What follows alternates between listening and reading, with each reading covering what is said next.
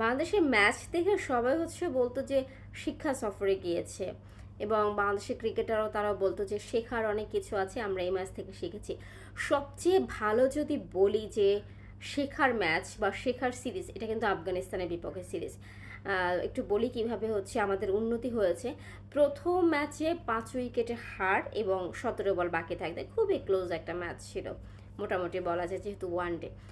দ্বিতীয় ম্যাচটা হচ্ছে আমরা পরাজিত হয়েছি 81 রানে, বিশাল একটা ব্যবধান। এবং তৃতীয় ম্যাচটা হচ্ছে 200 রানে পরাজিত।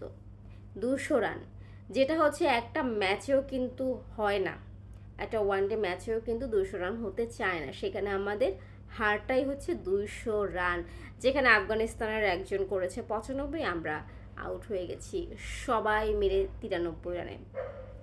খুবই চমৎকার একটা শেখার ম্যাচ।